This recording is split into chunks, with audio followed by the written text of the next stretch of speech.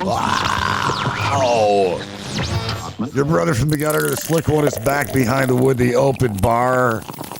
Never a cover, never a cover, never a minimum. Isn't that the way it goes? Yeah. I'm back. And it's been I'm knocking things over. Has it been a couple of weeks? I believe it has. As the world turns, as the world falls apart before our very eyes, the whole world is at the mercy of a lunatic. And you know who's doing good? Russia. They're doing real good with all the shit that's going on. Kind of funny how that goes, huh? Yeah, they're selling oil hand over fist. Trump took the tariffs off of them temporarily, supposedly.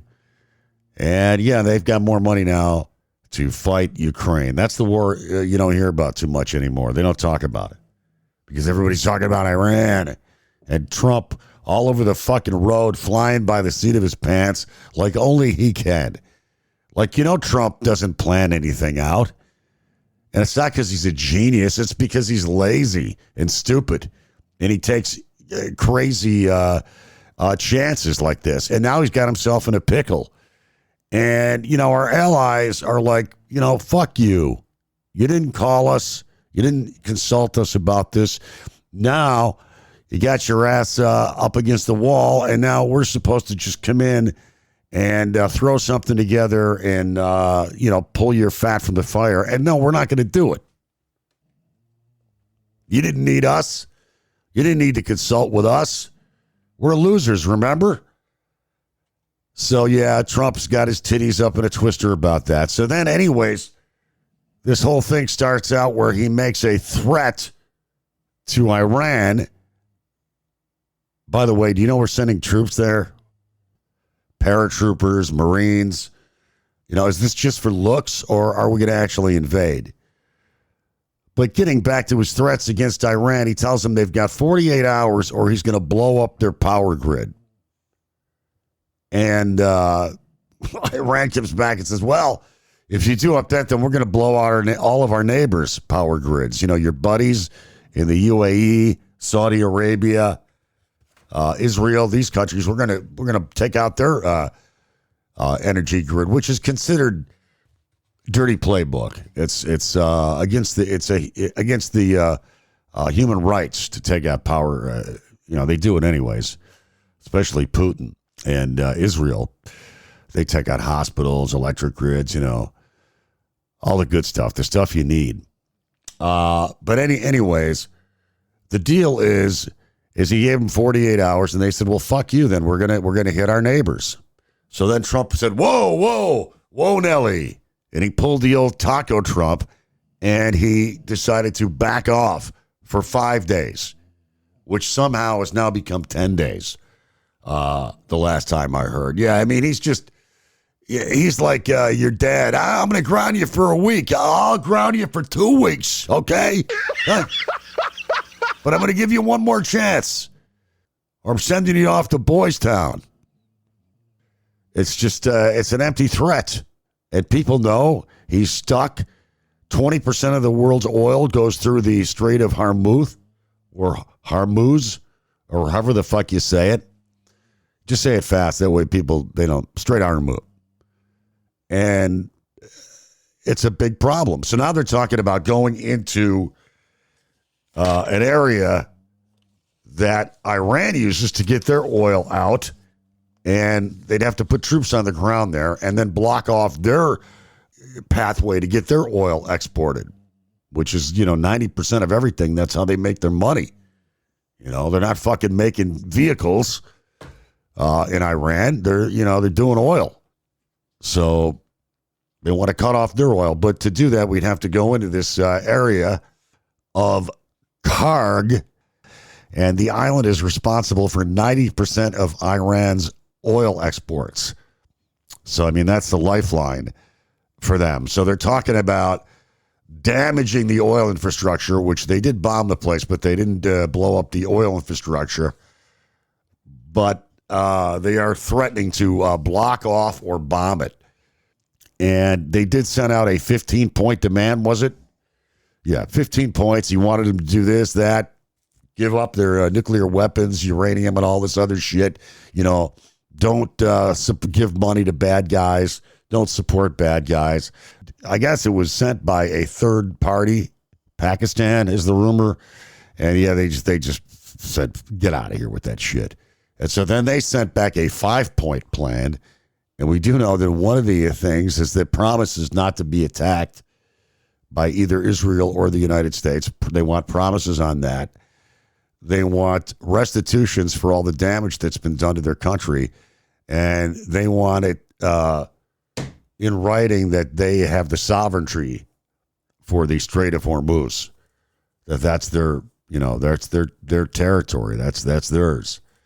And, so it looks like this is a far ways off from being resolved. But you've got Trump saying, oh, yeah, they're dying to make a deal. They're dying to make a deal. We bombed the hell out of them. We're dying to make a deal. And listen, they are still in power. The people have not taken over there. The Iran government is still in power. It's so well organized. They've got a massive army still, and putting troops on the ground there on that island would be, they could hit that island with a lot of weapons. It would be not good for our troops. I just hope he doesn't do it, but he's a fucking idiot, so he might. But this island of Kurg, we would be sitting ducks there. But they've really got Trump by the short hairs with this Strait of Hormuz situation. And they should have fucking known this. They should have known this. And they're doing it with cheap weapons. Doesn't matter if you take out their Air Force. They could do it with fucking drones. I was watching something the other day. They had this military expert on. He's saying, we're using these $1 million Patriot missiles, and they're using $2,000 drone technology to take out our missiles or to confuse them or whatever the fuck they do. And so we're just blowing up these fucking $1 million missiles or $2 million missiles or whatever the fuck they cost like it's candy. I don't know how many we've used so far, but it's just the spending is off the fucking wall. It's just off the hook. The stock market's just had its worst day since the pandemic. So a lot of people not digging what's going on right now with this whole Iran situation. And it's not going to be, this looks like it's going to be resolved anytime soon. And Netanyahu, you see what he just did? He's calling for the election over there to be postponed because of the war. That's why he wants these wars going on. It keeps his ass out of jail because he's facing corruption charges in Israel. And, like I mentioned in the last Slickcast, he wants the war to keep fucking going on. Keeps his ass out of jail, just like Trump wants to stay in office because it keeps his ass out of jail. And boy, most of all, he does not want to lose these midterms, and it ain't looking good at all. I mean, Democrats are winning everywhere. People are just fucking, what's his approval rating now? 36% or something? To that effect, overall approval rating. About as popular as a turd in a punch bowl.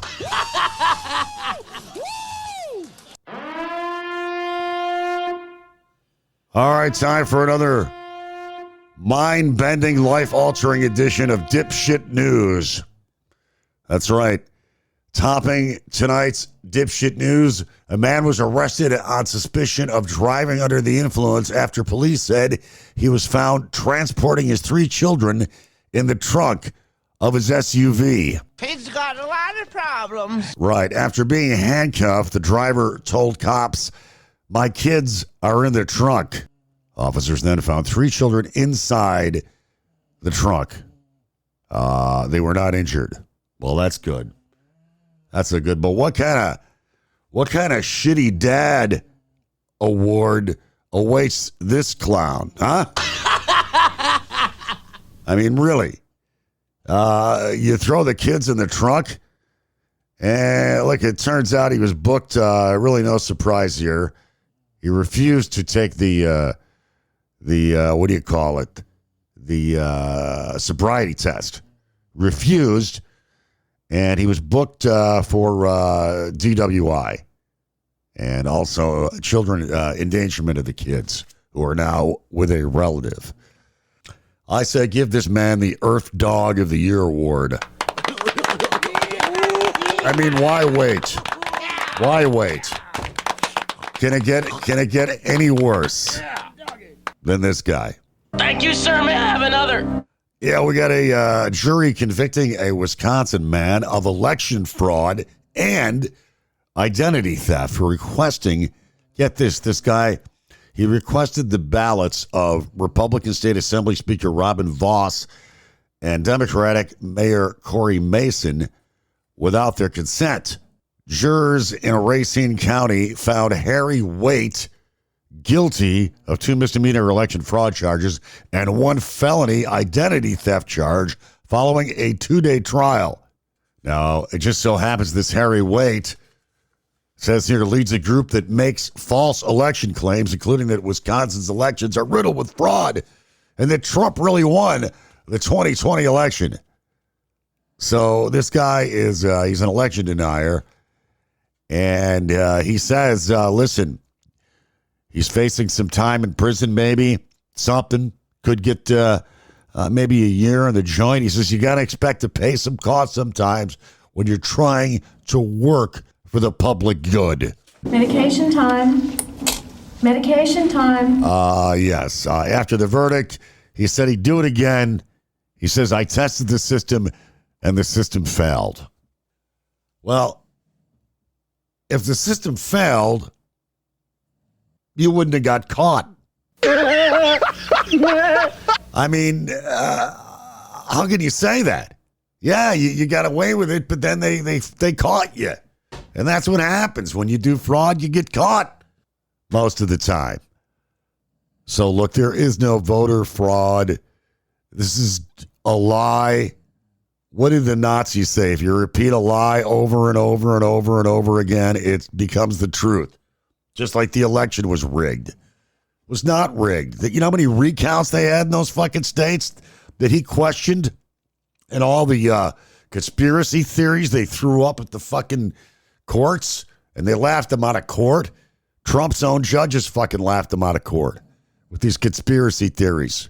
Him and that fucking nut, the pillow guy, the My Pillow guy. I just saw him, Mike Lindell. I was watching a video of him. He's doing an interview with somebody, and while he's doing doing the interview, somebody serves him with papers that's suing him. You know what I mean?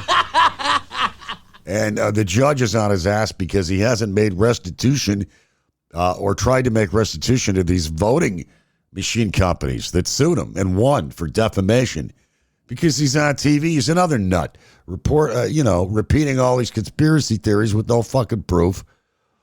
And he got sued for libel, just like Fox News did with the voting machine company. I forgot what the name was, but when people say to me, "Oh, well, CNN, oh, MSNBC, oh, well," you know what I say? I say, well, at least they haven't ever had to pay a $750 million fucking fine for lying to its viewers. So, yeah, there is a difference. Sorry, there is a difference. But a lot of people like to remain in the dark. They just, I guess they want to stay all wet. I don't know. What can I tell you? You gotta be a football hero to get along with a beautiful girl.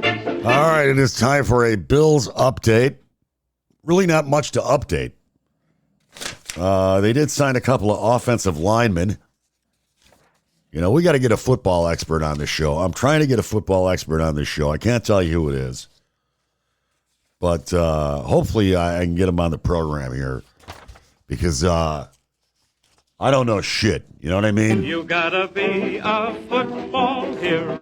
But the Bills did sign a couple of offensive linemen in free agency. Lloyd Cushenberry, who is a center, been in the league for 6 years, started a lot of games. Also, another wily veteran, Austin Corbett, who has been in the league for 8 years. He's a guard. He can also play center. So the Bills, they're going for some cagey vets. Same thing in the secondary. Looks like they want some experience in the secondary, bringing in Geno Stone and C.J. Gardner, Chauncey Gardner. You got to see Being There. You never saw Being There. That's the character in Being There, Chauncey Gardner. Now, I don't know if his parents did that on purpose, but that's it's unusual name, Chauncey Gardner. So, of course, he's got experience with the Eagles, Super Bowl and all that. And they also brought back, I see they just signed Damar Hamlin as well. So, and you got Cole Bishop, and who knows what they're going to do here in the draft. I was just watching tape of this Concepcion kid, the wide receiver from Texas A&M. Wow, he'd be kind of a cool player to get in the first round if he was still there. Well, we'll try to get somebody on here that really knows their shit. You know, me, I'm just winging it. You fought the Duke of New York. You're a number one. Yeah, and the Slick One has got to tell you at this point, our lawyers, just a friendly reminder, the lawyers tell us that we have to do this.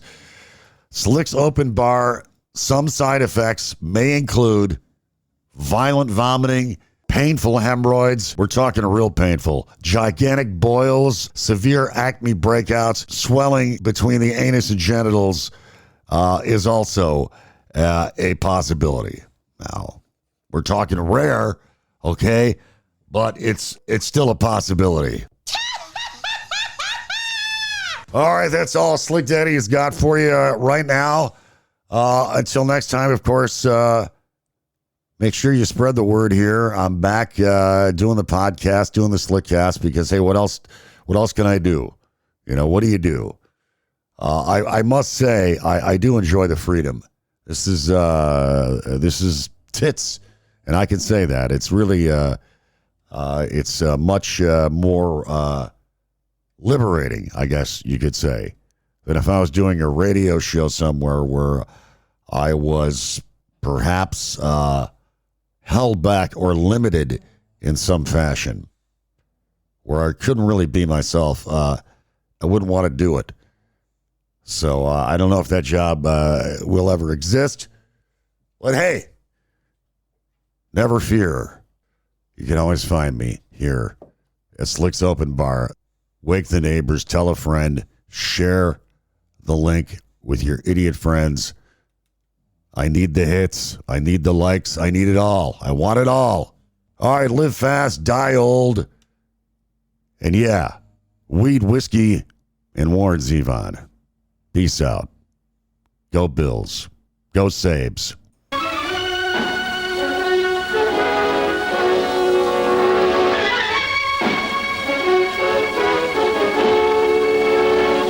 Hail to the king, baby.